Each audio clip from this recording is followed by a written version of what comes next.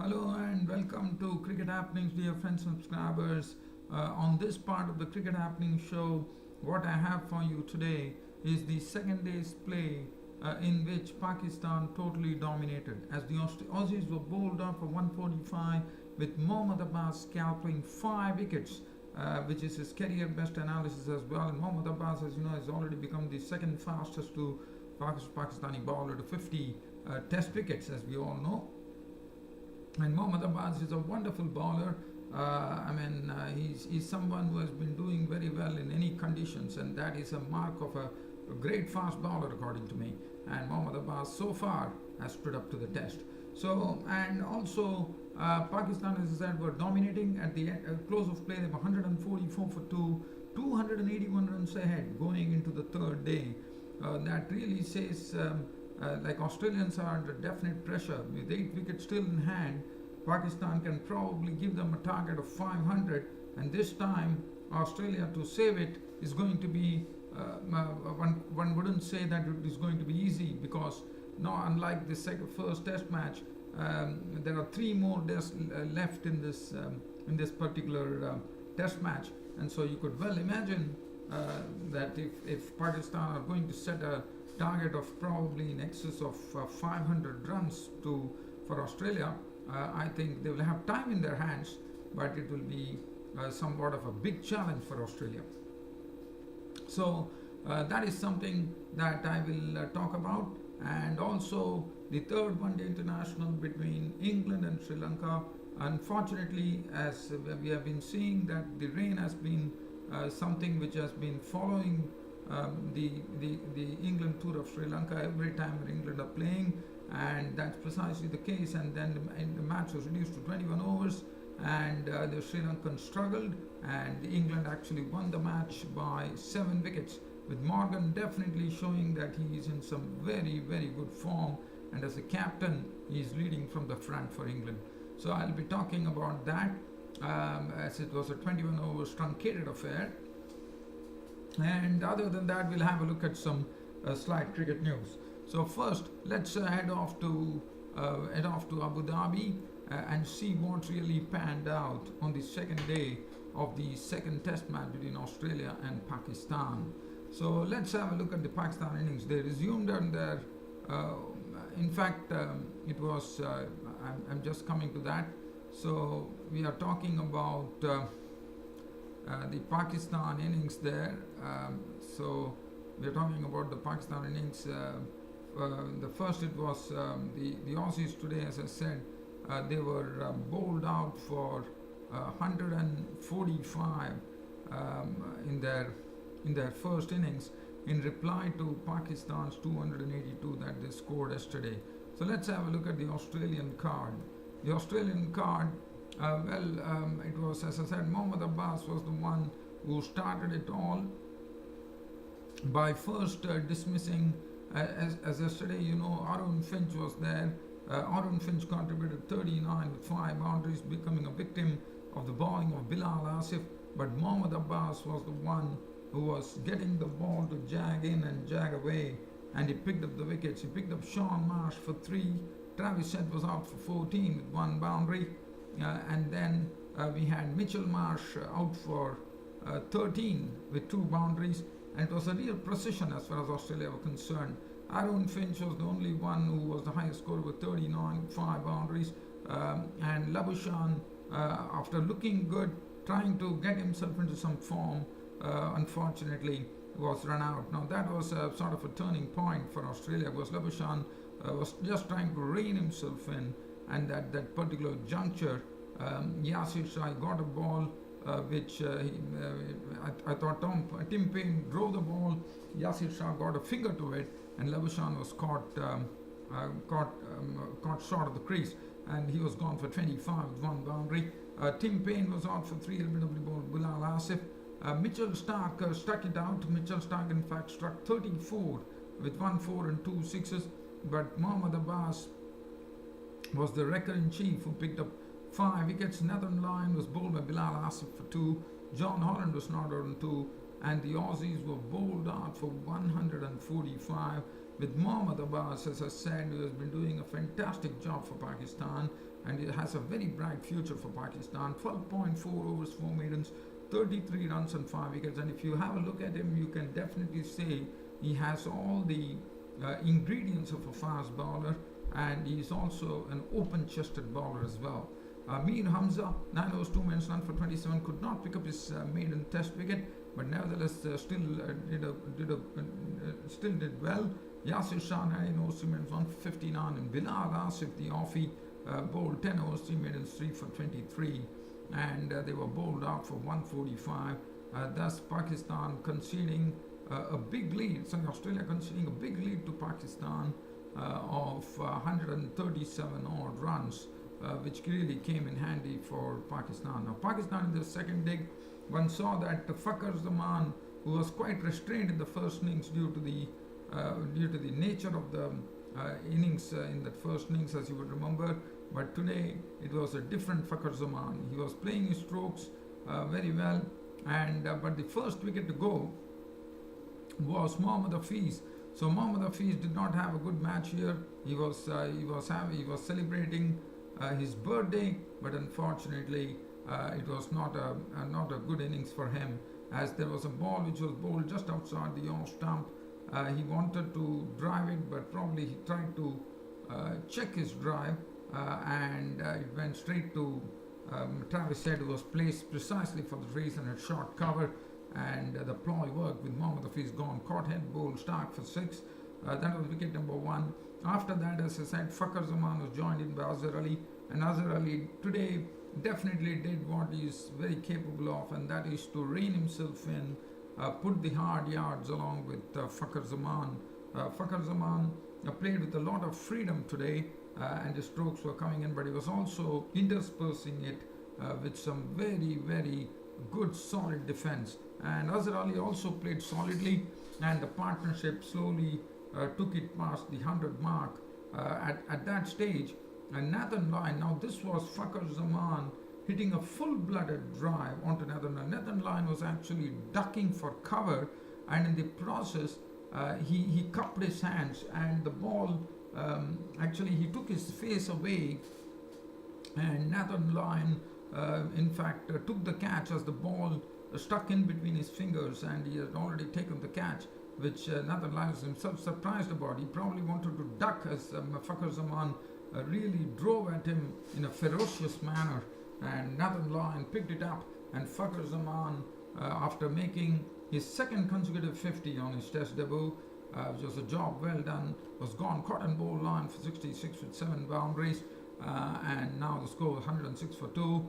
And then finally Haris Sohail came out to bat, and at close of play, and definitely Pakistan were dictating terms as they closed at 144 for 2. Azhar Ali had gone on to 54 unbeaten runs with 3 boundaries. Haris Sohail was not on 17, and 144 for 2 essentially meant that Pakistan were 281 runs ahead going into the third day's play. And if you look at the bowling, 1 for 22 for Mitchell Stark, Siddle none for 28, Nathan Lyon 1 for 59, Holland none for 17, Labuschagne bowled 4 overs, none for 18. So that's the match situation here at Sheikh Zayed Stadium in Abu Dhabi on the second day's play between Pakistan and Australia. So that is as far as this particular match is concerned. Now we shift the attention away to the so as I said, just one thing that I would like to say about this match is that like Pakistan are definitely in the driver's seat, but if Pakistan, Australia have to pick up some quick wickets, if that happens, they could at least keep the lead down, and we could have a challenging proposition. But not, if not, then Pakistan are going to run away with this particular match. And it is going to be very interesting to see. The third day's play should be a very, very interesting phase of play, according to me. Okay, and now we shift the attention to the third one-day international between England and Sri Lanka. And if you look at that particular match, because of rain, which has been always following on this particular tour, and one is even questioning as to why in the monsoon season this particular this particular tour of Sri Lanka has taken place. But nevertheless, let's look at what happened. So Sri Lanka batted first. The overs were reduced due to rain for 21 overs, and there was thorough entertainment at the start of the innings with Ollie Stone today getting some real stick from the bat of Niroshan Dickwala. We all know that Niroshan Dickwala is an aggressive cricketer.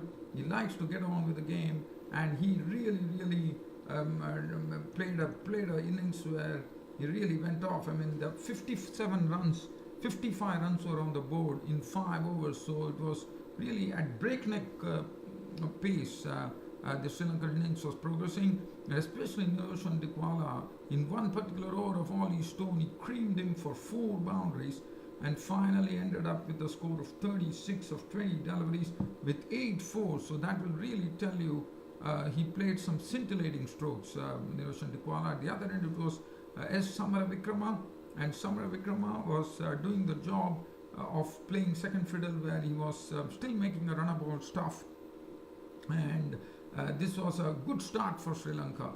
But the unfortunate part was that Tom Curran was the one who provided the breakthrough when he picked up the wicket of Dickwala for 36 of 20 deliveries with 8 fours. Samaravikrama's contribution was 35 of 34 4 fours. Tom Curran gave the breakthrough, and Tom Curran, after that, Rashid took over. Adil Rashid, the leg spinner, took over to get the wicket of Samaravikrama for 35. Kushal Mendis continued his very poor form as he was clean bowled by Adil Rashid for naught of the very first ball he faced. And suddenly, after the good opening start, the Sri Lankans could not sustain the momentum, and they kept on losing wickets. Chandimal was trying his bit to stay put over there with an innings of 34 of 42 balls, 2 fours, and Tom Curran actually picked up his wicket. Tisra Pereira was out for naught. Dhananjay De Silva left for 3. Shanaka contributed 21, a well hit 21 of just 10 deliveries, 1 4 and 2 sixes to give a bit of thrust to the Sri Lankan innings. Dhananjay was run out for 7. Malinga was not run 2. Aponso was not run out. 150 for 9 was what Sri Lanka posted on the board of their 20 overs. If you look at the bowling, Chris Woakes 4 overs, none for 37. Ollie Stone today, as I said, got some treatment, especially from Niroshan Dickwala. As I said, in 1 over, he creamed him for 4 boundaries. So 3 overs for 24 for Ollie Stone. Curran was the pick of the bowlers. 4 overs, no more than 3 for 17, which was very well done. Moeen Ali 1 over for 6. Adil Rashid 5 overs, 4 for 36 among the wickets there. And 4 overs, none for 21 for Ben Stokes. Now England were given a target of 151 runs to win from their 21 overs. And they started off in a real blaze as Jason Roy picked up Malinga and flicked him over the mid-wicket region for a 6. That was a good start. Jonathan Bairstow was the first wicket to go as Aponso actually picked up the wicket of Jonathan Bairstow for 4 of 2 balls, and Joe Root was also sent on the way as he was clean bowled by Aponso for 8, and the England score read 34 for 2, and one thought there's going to be a real fight. But Jason Roy continued. He went on to deposit Aponso into the spectators as well for a 6, and Jason Roy played some nice strokes. At the other end, Morgan came in, and Morgan was also looking in good touch, and both actually took the score to 80 before Jason Roy, after doing a good job of making 41 of 26 with 3 fours and 2 sixes, departed LBW bowler Dhananjaya for 41. And then finally Ben Stokes came in. Ben Stokes actually hit a 6 of the bowling, I think it was of the spinners. He deposited a couple of 6s, and then Morgan, I think Nuwan Pradeep was hit for a 6 in my opinion. Yes, Nuwan Pradeep was hit for a 6 by Ben Stokes. He played one stroke which was just mere push, which went into the boundary, and Morgan was there, and England made sure that they were going to win this match by 7 wickets, with Morgan finishing unbeaten on 58 of 49 deliveries, which included 7 boundaries. Stokes was not out on a very nice 35, just 24 balls, 1 4 2 sixes, game over. with England actually winning the third ODI by 7 wickets and also taking a 2-0 lead in the 5-match series, now leaving Sri Lanka with the task of winning the remaining two, if at all they don't want to lose the series. But looking at the way England are playing, I have to say it is going to be a tough task for Sri Lanka now. As far as the bowling is concerned, Malinga today got a bit of pasting, 4 overs, none for 39. Aponso got amongst the wickets, but later on he got a bit of stick as well. 3.3 overs, no made, and 27 runs and 2 wickets. Akila Dhananjaya 4 overs, 1 for 33. Dhananjaya De Silva 4 overs, 1 for 23 in 1. Pradeep 2 overs for 21. And Pereira 1 over, 1 for 8. And the man of the match going to the leg spinner Adil Rashid. So that is as far as the third ODI was concerned. So West Indies, England have taken a 2-0 lead in the 5-match series against Sri Lanka. So now just talking about some cricket news, very quick cricket news that I would like to talk about is, South African T20 league, the Mzansi T20 league has been floated, and some big names are going to participate in that. The England captain Morgan is a part of it as well. They have Rashid Khan, the Afghanistan spinner, into the team as well. So if you look at it, there are a lot of things that are happening as far as the new T20 league, which for the first time is coming up in South Africa. All the big names are playing. Chris Gayle is going to play. There are a lot of big names actually playing in this particular tournament. Well, I'm just trying to see whether there is any other news. Unfortunately, today I would just leave it like that. If at all you want to follow me, you can go and join me on Twitter, where I'll be tweeting about some cricket news. So we are not going to talk about some cricket news due to a paucity of time today, and hope you all enjoyed this broadcast of mine today, and look forward to seeing you all in my next cricket show, which will be tomorrow. Until then, it's good night.